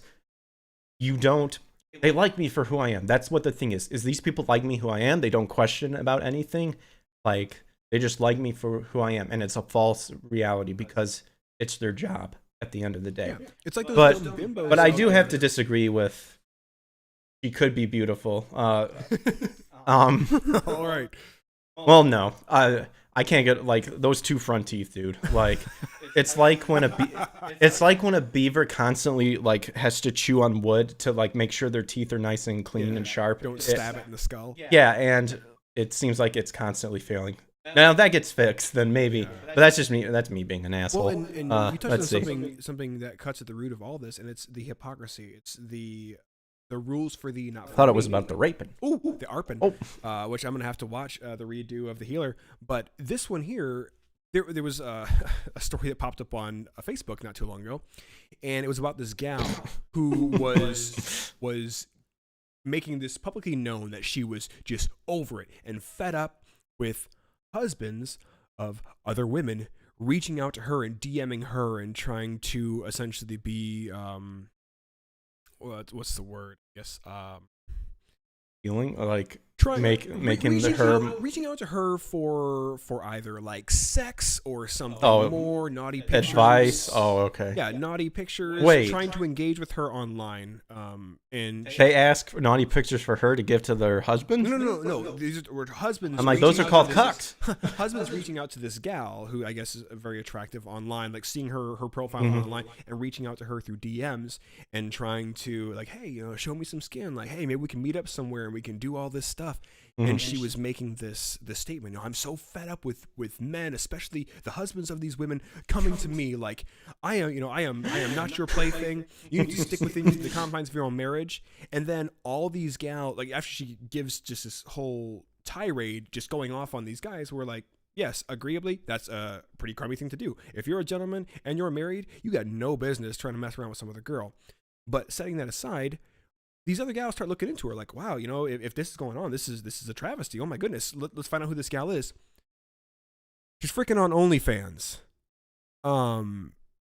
and Gonna make ends meet. The hypocrisy of saying, yeah, how dare these guys come at me with this stuff and DM me, and they're trying to get in my pants, but yet you're on OnlyFans. Here's the thing: is she on OnlyFans? Selling sex. Okay. Naked pictures of herself. Because there's nothing wrong to be on OnlyFans. It's when you are doing like what you just said. Yeah, she's on there in her OnlyFans, throwing up the goodies for anybody who wants to pay whatever the fee is to see them. But to then come back and try and yell about guys reaching out to her when she's essentially giving them the naughty girlfriend experience online if they can shill out the cash for her, like. There's hypocrisy at its finest. And who is this person? I don't know what her name was, but... do you have a link to the OnlyFans? For research purposes. For research purposes? I'm going to have to sacrifice some money from my wallet. Guys, I'm going to be burning a hole in my wallet for research. Well, as we're winding down, I'll read the last of these because they're pretty funny. So apparently Frost just, according to Angron, she just flipped her shit again in the G4 subreddit. I think I did hear about that. Told everyone who criticized her to read feminist literature and stop being alt-right chuds. Okay. Oh. And then Don Wander says, oh, she plays on the boys team. Yeah. Angron also says, yeah, you all should go to Anime Matsuri. Nick, Flash, Anna, and Tug will be there. Nick's a riot in real life. We actually talked about that, and I'm hoping we can... That's in July. I'll tell you what. So I hope we can meet the. I would love to go to. I would love to go down there and meet them. But if anybody from there is watching, if they bring me out as a guest, I will definitely be there. That is true. You are a voice actor. I am. And anyone at Anime Matsuri? Yeah. Actually, that's all on. I mean, technically, I'm a fan as well, so I can ask them to bring you on. Sure. Yeah. Send out the message, guys. Let's try to get Eric to Anime Matsuri. It gives me a reason to leave. I'll need a handler. Yeah, I'll need a handler. And then Sean says, be careful. The Pokimane simps might come after you for berating their queen. I mean, we could send them back in the corner in like 3 minutes. They're not a threat.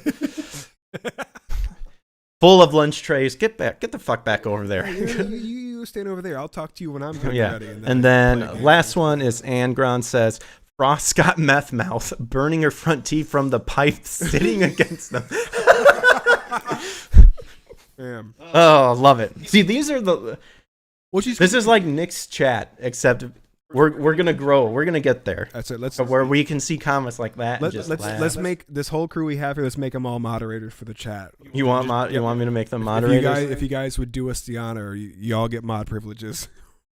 Let's see. We got Don is now a moderator. Yeah. Don the Porcupine. He only said. Oh no, he's here. Never mind. Give it. I'm sorry, Sean. I thought for a second you only just said brah, but then you've been reading the other stuff. And then Angron the Red Angel. Do it. You are temporary moderators until something happens. Until further notice. Until you piss us off, and then we have to chuck you into the into the gutter. Well, we're gonna use your talents and to discard you when you're no longer needed. Bring you out like a washcloth.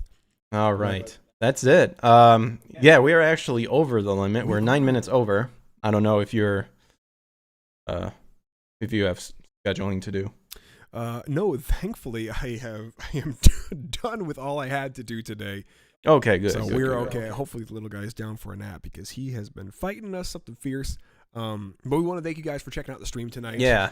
We really appreciate it. We had 5 viewers at one point, so it keeps to grow. I think we're growing. We got 4 likes. Yeah, sharing this really helps. If you can tweet out the link. We're on Twitter. Yeah, it really helps us. Stuff. You can check out all of our social media inside the description below this video. This honestly, simply put, this is as much fun for us as we hope it is for you guys.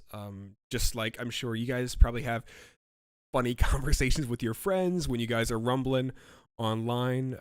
This is Greg's and my time of the week where we get to get all the steam and the venom from we're feeling out the lead up, the waters too, because believe it or not, I think we're still holding back because I think we really want to, but we'll say that for good stuff. Best place to grow is throw your lot in with Yellow Flash and Nick.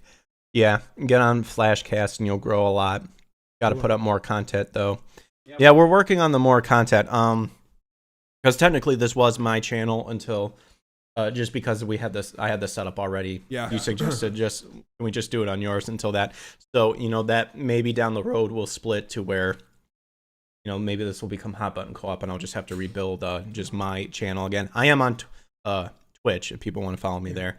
Although I might actually be starting on YouTube again, because then it just keeps the content flowing on YouTube and stuff. As much as I love people on Twitch and stuff, that might be the better choice of the two. So you guys might be seeing me game streaming again on Twitch. And if you enjoy what we provide, the fun banter with the backdrop being some kind of couch co-op game, then let us know, because this could be a thing where we might go from doing 1 night to 2 nights and then possibly 3 nights a week, depending on what the response is.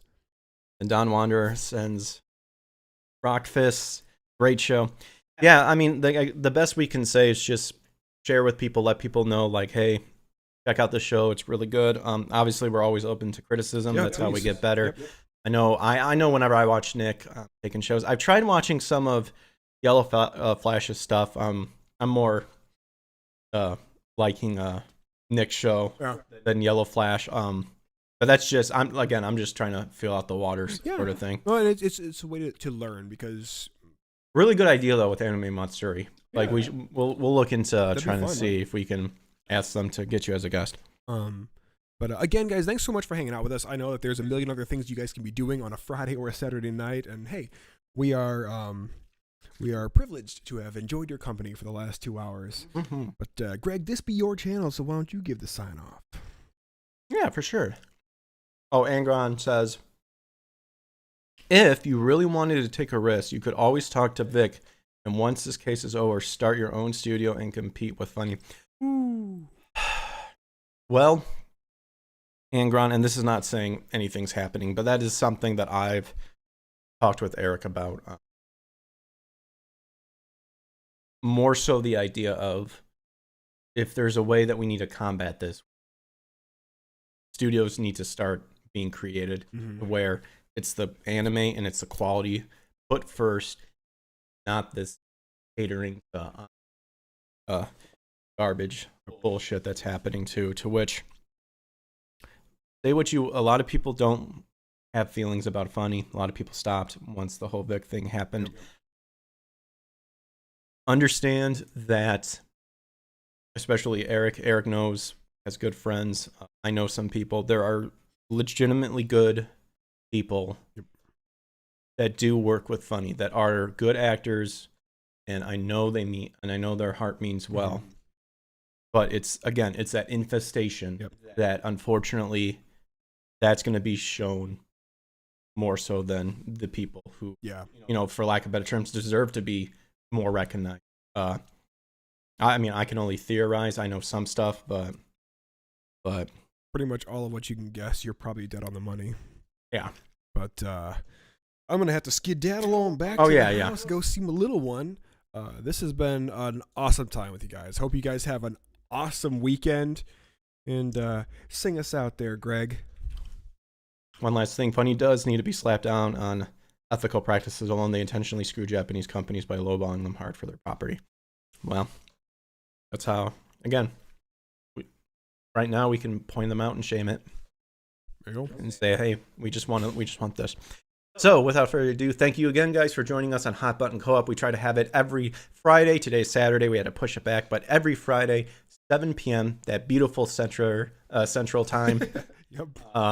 Hot Button information, social media information, Power Cut Greg, me, my information, and Eric Angel Legends information, all in the description below. Like, thumbs up, help us get noticed, share with other people, let people know that they can come and join. Just hear what we have to banter. Eric and I catch up on the week and point out what bullshit we see. And yeah, we just appreciate you guys. Really seems like we're getting a good roll on things. So we just thank you very much for joining us and hope to see you guys next time. Have a blessed night, you guys. Yeah, blessed night to you too, man. Have a good weekend. All right. See you guys later. Stay strong.